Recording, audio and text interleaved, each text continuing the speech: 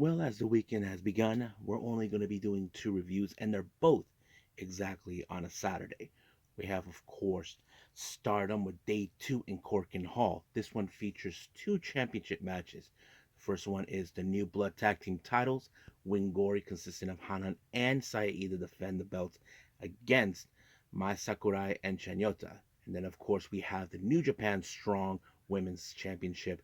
Julia defends it against, of course, the most dangerous and more predictable person in the entire Stardom roster, Natsuko Tora. But the real question does remain, will Natsuko Tora regain this title, or Julia will once again prove how strong she really is? And then we move on with, of course, with day 5 of New Japan Pro Wrestling presents CML Fantastica Mania, featuring, of course, the finals of the Interfaction Tag Team Tournament. So we will see the winner. And also, for an added bonus, there is no news updates for this particular episode. So it's only just the reviews with two promotions, and that's it. So let's get ready for another episode of Deleted Wrestle Zone.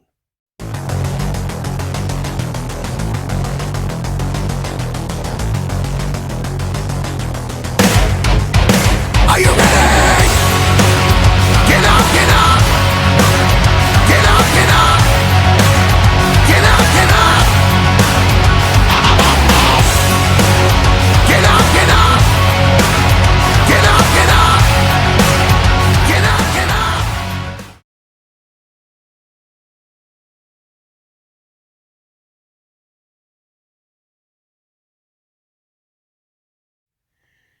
Welcome everybody to the Lead It Wrestle Zone, all things that is pro wrestling with AEW, NXT, New Japan Pro Wrestling, TNA, the National Wrestling Alliance, various promotions, wrestlers, matches, and championships.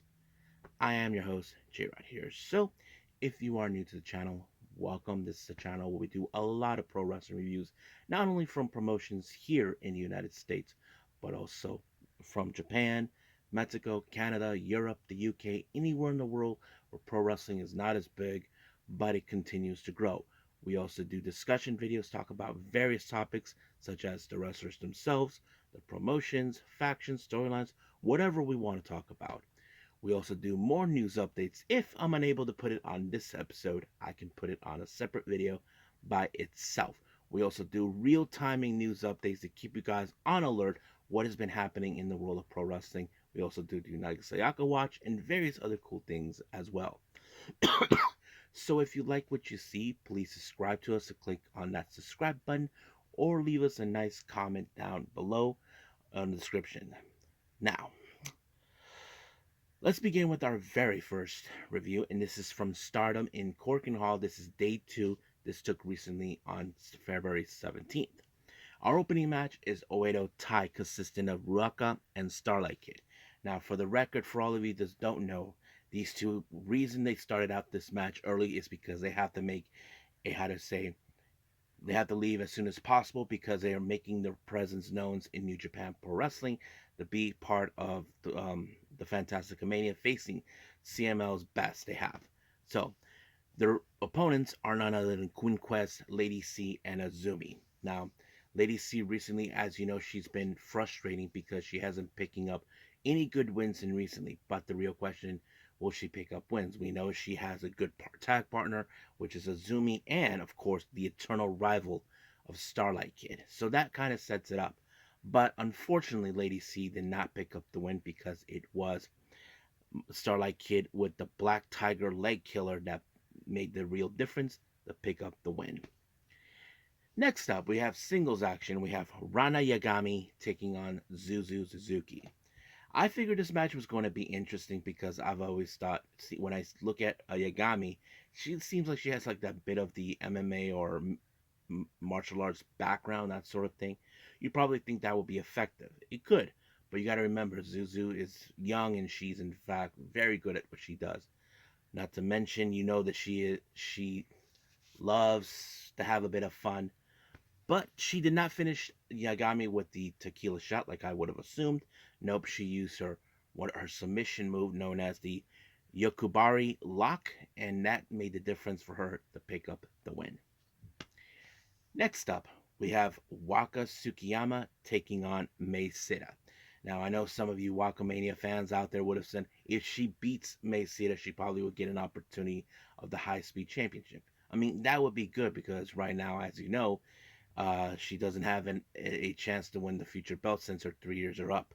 But that would have been the possibility. I mean, we have seen Waka grown so much, especially after last year.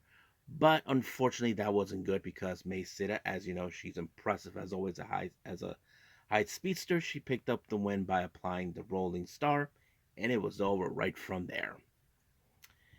Next up, we have the other members of Oedo Tai, consisting of Fukigen Death, of Rina and Momo Watanabe taking on Queen's Quest Miyu Amasaki, Sayakami Tani, and Utami Ayashida.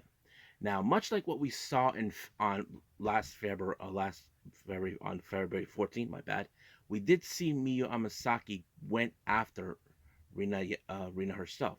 The reasons behind that, as you know, she has something that Miyu Amasaki wants, and that is the future belt. Now, Rina has made it clear that her goal is not to lose the belt, but her goal is to surpass her sister's um, defense record. But others will try to stop her from ever reaching that, and one of them, if it's Amasaki to do that. But once again, Amasaki actually pulled it off when she applied the Tensei on Rina to pick up the win.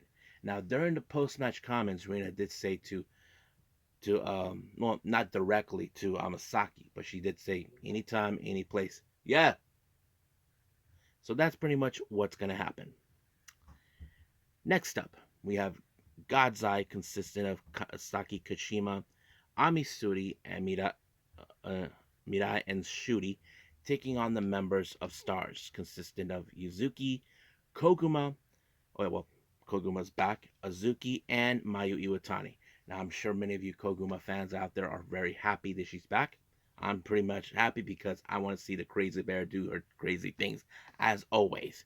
And you would have thought that would have been, of course, the bigger case, with her returning, maybe giving Stars a bit of the momentum that they need for Mayu to ensure she walks in with momentum before her match against Mina Shirakawa in Sapporo. But however, that wasn't the case because once again, Shuri, who has been on a roll, defeating all her opponents with the sleep roll, was the real difference in this one. Now, throughout the entirety of the show, I don't know if you guys saw this, they actually posted a teaser of the upcoming biopic of Mayu Iwatani, the runaway wrestler. You know, there's still unanswered questions that I ask myself. We'll be able to see it here, or there's ways to see it because I really want to see it. I'm sure some of you will love to see it too, but we'll find out. Now, our next match is one of two championship matches. We have the New Blood Tag Team titles. Chanyota and Mai Sakurai challenging Wingori, consisting of Saya Ida and Hanan. Now, this was a challenge that was issued by Mai Sakurai, but Hanan, as you know, who still has her experience left, as you know, the rules of the New Blood and the Future Belt, you must be below the ages of 21, or if you have 3 years of experience, and that pretty much sums it up because, of course, Chanyota is still, I think she's about 2 years in her wrestling career, but as for Mai Sakurai, her 3 years are up. But however, we have seen how strong Wingori has been.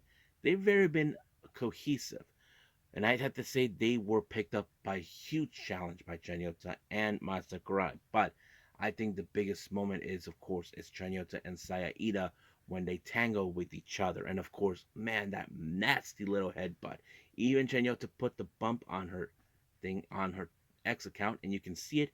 But unfortunately, it was, of course, Saya Ida who picked up the win by applying a somewhat modified of a muscle buster to Chanyota to pick up the win. So basically, and also Hanan said that she was grateful that she did not play out her lady persona. Basically, and I failed to mention that. Mai Sakurai showed up without being the lady, but this time it was a pretty good challenge for both the champions for themselves. So now the obvious question does remain: will Hanako and Waka be the next challengers? We know they have determined they want to win these belts, but Saya Ida doesn't believe that they have shown nothing to show for it since they haven't been tagging that much. But we'll see where that goes.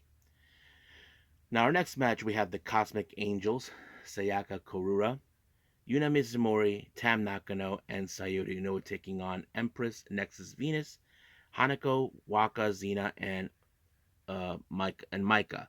So basically, this was a pretty good one. Now, I have to say, I felt bad for Sayaka because Xena um and Micah did something to her, like a little swing. Oh my god! But she took the beating very well. But what's surprisingly is Sayaka actually applied a spear onto Micah. I mean, that would have shown that she does have the fighting spirit. But unfortunately, Suyaka, like any other rookie we've seen in any faction, she was the one who took the fall when, of course, Micah applied the disc lariat and ended like that. However, there was no promo consistent of Mina, talking about what she's going to do with Mayu Utani. I'm going to presume she wants to say that in her face. So we'll see where that goes. Now, for our main event is the New Japan Strong Women's Championship. Julia versus Natsuko Tora in a no DQ match. This match was brutal to the bone. You probably wouldn't expect it, but it played out very well. As you know, Natsuko Tora is the kind of person, she doesn't care about the rules. She doesn't care exactly what the regulations are. But oh man, she took Julia to the limit, and she even cut her hair off. But Julia has proven why she is the New Japan Strong Women's title champion. She even applied the Northern Lights bomb to put her away and pick up the win.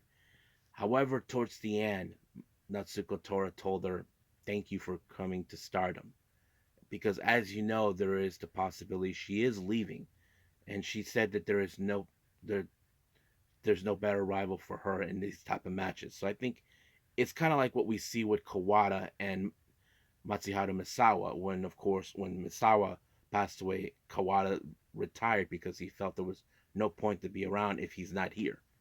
But I think it's a good promo. Now, there's still no issue resolve who will be the next challenger, but we'll see what happens until then. So I think that's pretty much it with New Japan. So with Stardom, let's begin with New Japan.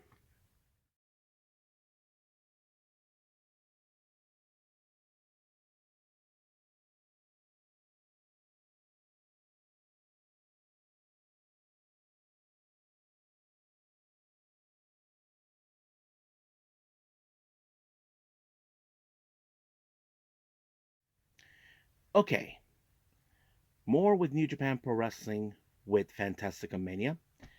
It opened up with a very interesting surprise. We had, of course, Oedo Tai, consistent of Raka and Starlight Kid. As I said before, they had to leave Korakuen Hall to get to this venue to participate. So basically, they wrestled twice in one day. Now, it is common in Japanese wrestling to have that, but you have to have good timing to get there. But anyway, what was surprising is when, of course, Raka and Starlight Kid were walking towards the ring, behind them is none other than Desperado.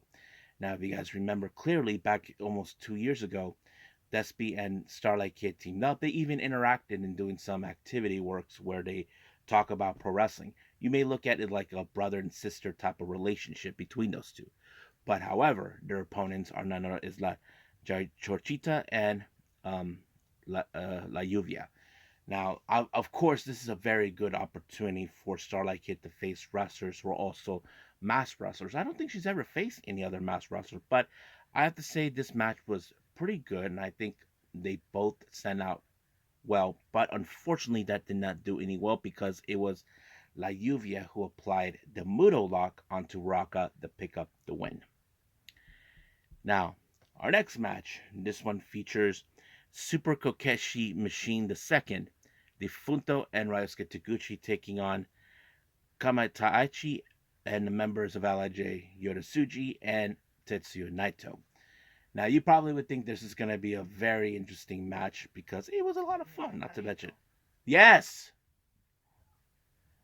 So basically, everything is interesting how it was. But, however, um, of course, the speculation about Kokeshi Machine is still going out. But it was, of course, Yoda Tsuji who picked up the win when he applied it looked more like a Boston crab, but instead he grabs the arms and legs and starts swinging. And of course, it was Defunto who suffered for him. Now, he doesn't need to tap out. He just has to say that, yes, he gives up.